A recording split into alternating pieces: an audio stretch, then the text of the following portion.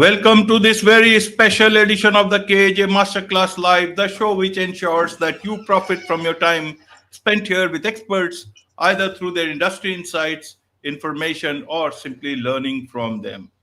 And today we have Justin Yates, actor, entrepreneur, US Marine veteran, entertainer, and filmmaker, and works with talented artists and businesses that includes Little Baby, Baby Beast, Mr. Beast, and Honda. Welcome to the show, Justin.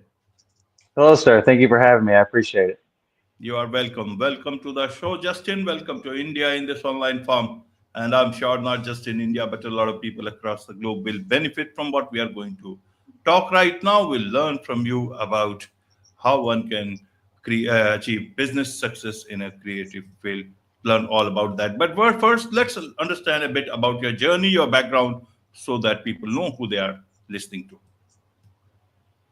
Yes, sir. Well, as you said, I was in the United States Marine Corps for 4 years, from 2003 to 2007. And when I was getting close to finishing up my time, I was trying to figure out, what was going to be the next step. And I knew that I always wanted to be an actor or be in the entertainment industry. But I knew that business was going to have to play a major role in that. And so the first thing that we started, our first attraction, was actually a haunted house, which still runs now, called the Nightmare Factory. And it is a haunted attraction that people go to for Halloween, to tour through it during the month of October. And we just had our 18th season. So that attraction is the first thing that we started. But we knew that we didn't just want to be a haunted house, that we wanted to make movies. And so an entertainment company was what we decided to start. And so Silent Edge Entertainment was started in 2007. And we specialize in now filmmaking and building attractions. So that's what have been doing over the past almost 2 decades. Absolutely, absolutely, Justin. So first thing is, uh, how did you transition from a military career to a filmmaking career into a creative line? Normally, uh, it needs a very different bent of mind, especially when someone who takes part in a battle, second battle of Fallujah, Iraq, 2004, and all that background Yes, sir. and creative field, entertainment field are a bit different. It takes a bit of, lot of effort to that make that transition. I want to understand that how did that transition happen? What is it that you planned beforehand to make that transition, or you just transitioned? Well, I appreciate that. Well, as a kid, I think that's when my love of performing really started. And I was always into movies.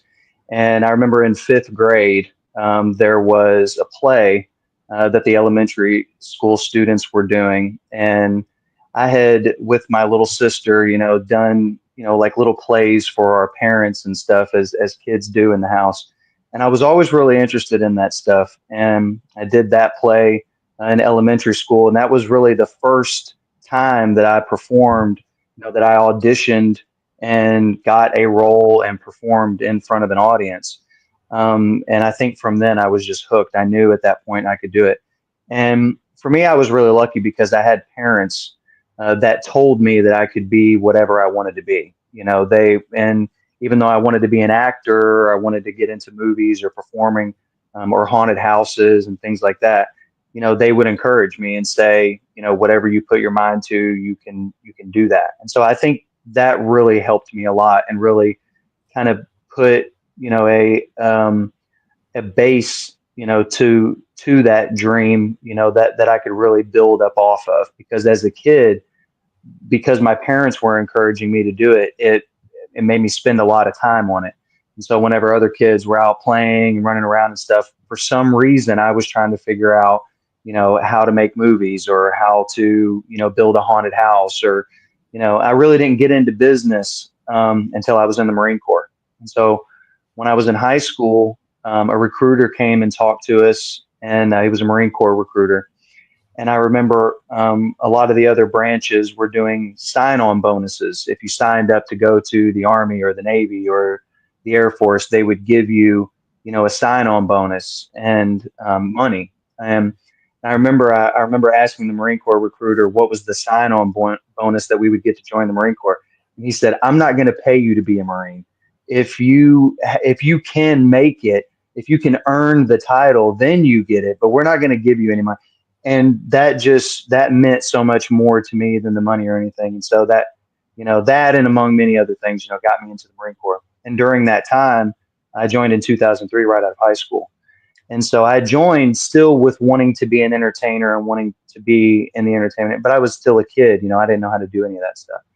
And, going through boot camp, becoming a Marine, it makes a man out of you.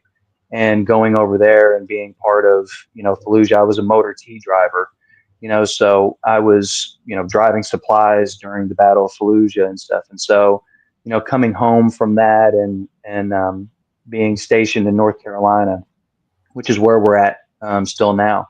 I had to transition back into, kind of like civilian life when I got out and everything. So I think the Marine Corps part really like convinces you too that you can do, whatever you put your mind to.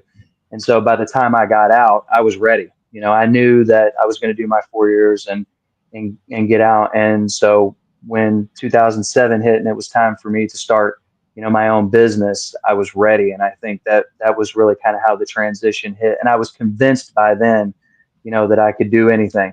It took, a long time for me to realize I can't do anything. There's lots of business failures and, tons of things that teach you the hard way that you can't do anything, but I think a lot of that stuff in my childhood and, the military really pushed me to really do it seriously.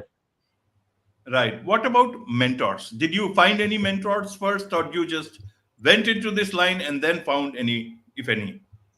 Yeah, that's actually a really great question because I believe that, the mentors they played a major role in my life. Whenever I got out of the Marine Corps and we were looking for a place to put the haunted house, we didn't have any money. We didn't have, we were just kids. I think I was 20 years old or I was 22 years old. I was getting out of the Marine Corps. And we found this empty building that had been, it was for rent for a couple of years, but it was like $2,000 a month. And we needed a place that we could build this huge attraction that every Halloween people could, hopefully, potentially thousands of people could go through. And so we needed this huge space, but we didn't have any money. And, but we knew that, if you wanted to start a business, then you needed to make a business plan. A lot of people didn't do that. A lot of people don't actually take the time to put a business plan together. But we did. Myself, my business partner, James, and my other partner at the time, Russ, put a business plan together. And so we went to the landlord of this building and told him, we wanted to start this haunted house, and we're in a very small town of about 20,000 people, right outside of Marine Corps base. So the only reason why this town even exists is because of this base that's here. And so starting a haunted house or doing anything like that, was just there wasn't anything like that here. There wasn't anybody that cared about filmmaking here in this little town. So when we said we wanted to do that, not a lot of people took us seriously, but the landlord of this building did. And he not only gave us a deal on the rent, but also loaned us money and just helped us in the beginning. And I think that without him, I don't think we would have been we definitely wouldn't have been able to get the building that we got and then got in and got, those first couple years were really, really tough. And like I said, we've been doing it for almost 20 years now. We just had our 18th season and now it is successful. But in the beginning, it was not. And it took a long time, and he took a hit in the beginning. Now he has gotten a return on his investment. But in the beginning, without people, like you say, those mentors, he was a really big one for us. Right, right, Justin. So, how did you connect with these big names? Means, did you think of them first, or you met them before, then they became big names? Tell us a bit about this. And first, you tell, then I'll ask the other questions. So you mean like people like working with Lil Baby and like Mr. Yes, Beast and stuff? Mr. Beast, yeah. So it's interesting because, you never know how these things are going to happen. And I think putting yourself out there and networking with people is a really big part of it. If there are, I recently saw something that said that whatever you're looking for, it's looking for you too. And so if you're not out there and you're not putting yourself out there, then it's never going to find you and you're never going to find it. And so as an actor, I was just looking for roles to be a part of different films in our area, and to travel a little bit a couple years ago, and try to get. I had been in short films, but I hadn't made the step into feature films yet. And so, short film is anything under 90 minutes, and then a feature film is what you see in the theaters or what you see like on Netflix and stuff like that. It's anything over 90 minutes that is considered a movie. And so I wanted to break into that stuff. And so I was looking into, different agents and things like that. And I got onto a website called backstage.com, which is for actors to be able to link up with filmmakers, and be able to do all different types of things, from music videos and all that. And so there was a casting call that I saw, that was for a music video that was happening in Atlanta. And I'm about 8 hours away from Atlanta, but I know that that's a major hub in the United States for filmmaking. Atlanta, New York, Hollywood, those are like probably the three big ones. And Atlanta probably more than New York now. Atlanta is like the East Coast Hollywood. And so I knew that it was a big deal. And so, but when I called them and started the audition process, I didn't know who it was or what it was. And sometimes you don't, but they still want to see the audition. And so I went forward with it, and come to find out, it was for a music video for Lil Baby called Right On, which, he is a Grammy Award winning artist, and he's arguably, one of the top hip hop artists, that's out right now. And, so it was a very, very cool set. It was 8 hours away, and they pay you, it was a couple $100. And I went down there. You have to be, it was during COVID.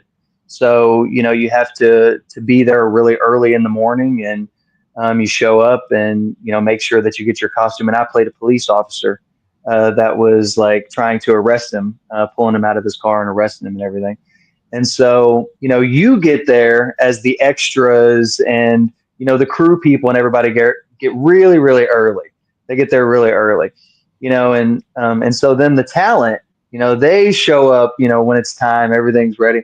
So he pulls in, very much just like a rock star, huge trucks and his whole entourage and everything.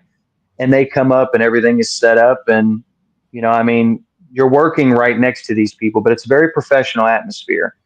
I remember thinking as a kid that you're going to get on these sets and you're going to be able to ask everybody for autographs and everything. And it's really not like that. It's very, like I say, everybody, in some places you will go to and they will tell you, don't talk to the talent, you do what you're supposed to do. We're all here doing a job. Some places you go to, especially now, I think that we're getting a little higher in things. And that's just, you're already just supposed to know that. Sometimes there will be people that you'll work with that they'll come in and talk with you and stuff. But a lot of the time it's just work. By the time you get to that point, everybody's ready, the camera's rolling, like you got to get in there and be a professional and do the thing. So with Lil Baby, that's kind of how it was. We really didn't get to talk with him very much, but it was really cool working with him, and he was really, really awesome. And the music video is great. The song is really great. And that was the first time I was in something that millions of people were seeing. And so that was a big shift, from, being in short films and stuff and wanting to do features.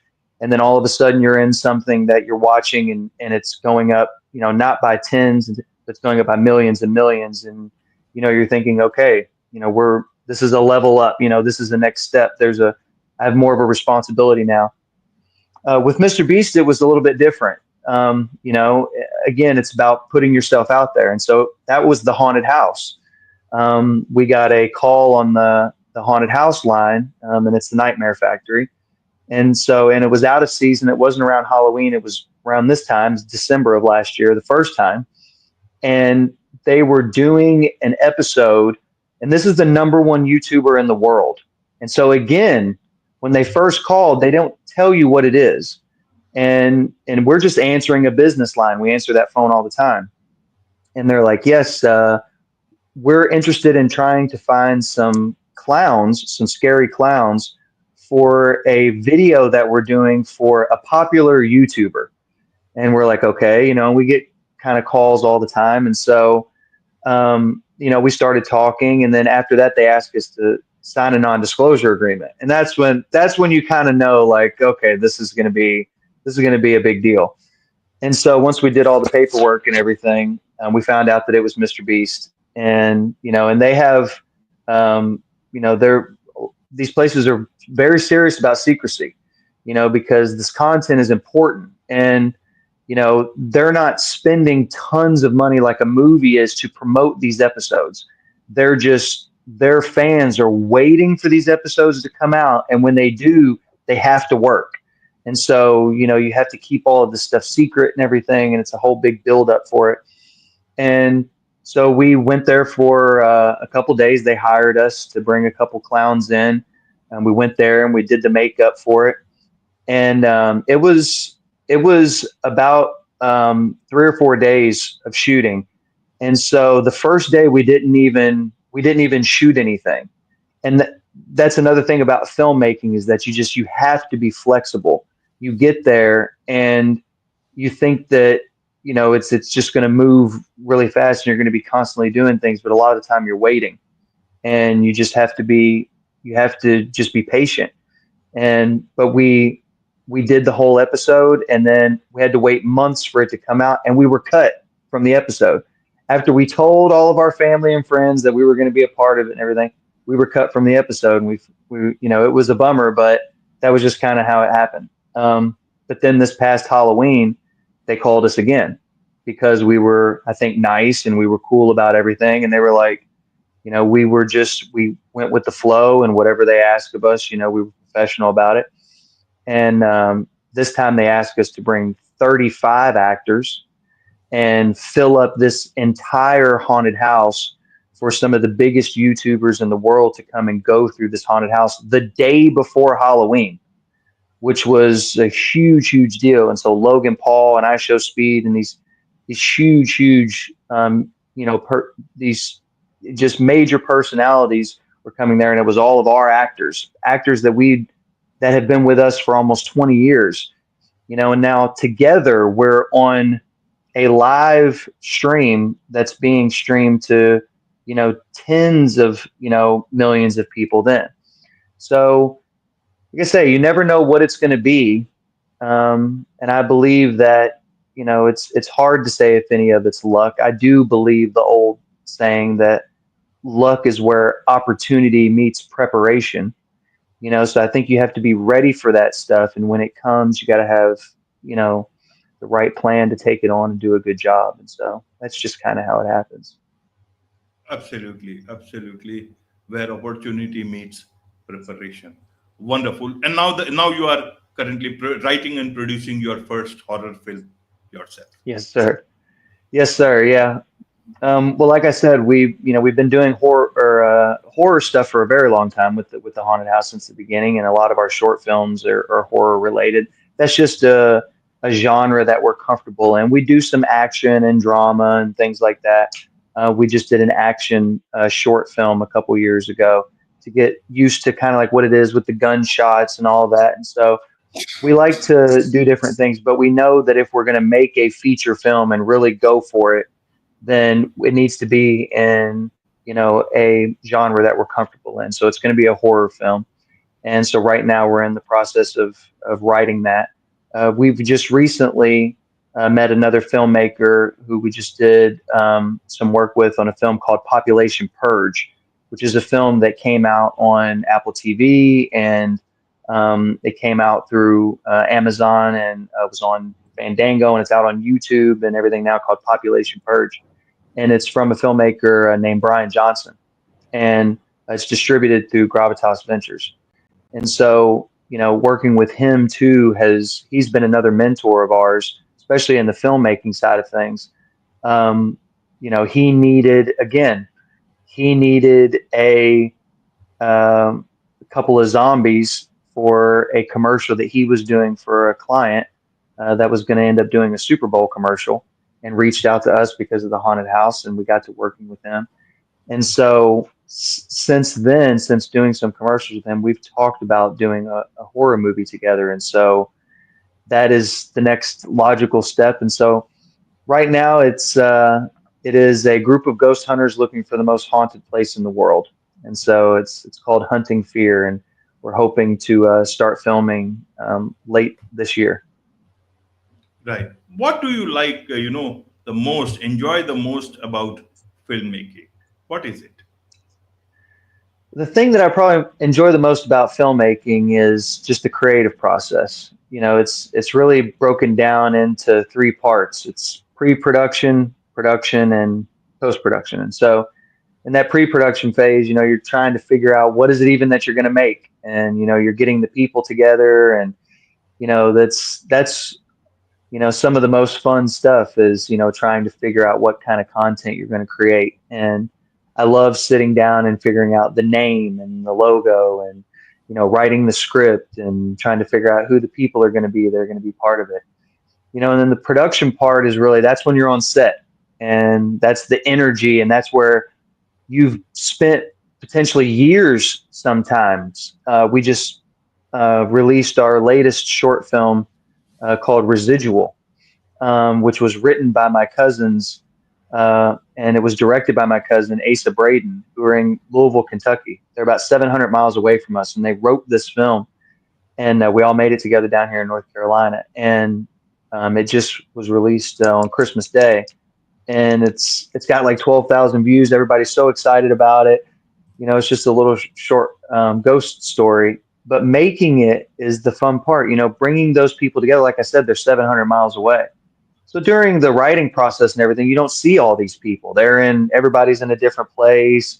You're passing the script around. Everybody's trying to figure out if they like the story or not. And with that one, specifically Residual, everybody loved the story. So there was this buzz that was started, and then you get into production and everybody's on set, and it's so much fun actually, putting on the makeup and, doing the blood and having the actors do the lines over and over again, And so that, of course, is really fun being on set. Then the post-production is all the editing. I'm an editor as well, and spend a lot of time editing. That's, I believe, where the movie is really made, so, or ruined. So in that editing process, it's so much of what you thought the story was changes in the editing with the music, and things that you didn't think that you captured, and stuff that the actors do, and stuff that wasn't in the script. And that's a completely different process, and it's this living, breathing thing, and I'm an artist. I love to paint. I love to, make tons of different things, so filmmaking is an art form. And as an art form, it is a group effort. It's very difficult to make any film by yourself, almost impossible, I would say. So you have to work with other people. It's not like doing a painting sometimes. So it's just a lot of fun. It's a collaborative, creative effort, I think, that I enjoy the most out of it. Absolutely. And what about entrepreneurship? Is that fun? Because there it's a totally different ball game altogether as a owner of Silent Edge Entertainment. How do you transition? Does it look good? Are you equally passionate about it? I will say over the years, I've become more understanding of what business is. And I will tell artists now that, especially trying to make money with art, that you have to decide whether or not you're doing it for the art or if you're doing it for the money, because those are two completely different paths to me. And, it's great when you're doing something that you love and it makes money. It's hard to know what those things are, or if you can do something that will do that. I've closed more businesses than I've kept open, and that there are many ideas that I thought were going to be amazing and they just weren't. And unfortunately, in business, it's not for you to decide. It's for the market to decide. And you can love something a lot, but unless everybody else loves it, it's just not going to make any money. And you can continue to do it, but if it costs you money to do, then eventually, that runway is going to end. So as an entrepreneur, it is really the challenge that I enjoy. I I will say that I do love coming up with new business ideas and trying new business ideas and feeling like every day, like, oh, well, maybe this is a good thing and maybe this is a good thing. And as a younger man, that really, I've lost a lot of money and time and sleep and everything doing that. But that's how you learn. That's how you get better at it, is failing over and over and over again. And then eventually you realize, well, maybe it's just horror that I should do. That's the thing that I'm good at. Whenever I do things in that lane, everybody likes it. It seems like I stand out in this part of it. I'm not great at everything, but I could probably be great at this one thing or two, a couple things. And I think in the beginning, you're just trying to just do everything. So, like I say, now almost 20 years into it, I'm still, learning, but, I do enjoy it. I do enjoy it very much. Yeah. Absolutely. There's much to learn about all these things from you, Justin, and I'm sure a lot of people would want to connect with you, learn more about you, about the things you are doing, especially about your horror film that is, you are writing and may come out soon. What's the best way for them to connect with you? Well, you can connect with me directly through, my Instagram. It's just Justin Ray Yates, Raye Yates. You can find us on our Silent Edge website too. There's information on there. It's just silentedge.com. And there's information on there. You can just email us info@Silent Edge. We also have a Silent Edge YouTube channel. Just everything's Silent Edge, and we're right here in North Carolina, so we're not hard to find. We are in a small town, and we're always looking for creative artists, to work with. So, a lot of people think, oh, if I reach out to this person, are they really gonna, are they really interested in connecting with me? Yes, they are. They are. So we would definitely love to hear from everyone. Absolutely. With this, it's a wrap on this very special edition of the KJ Masterclass Live. Thank you so much indeed for joining us. Thank you.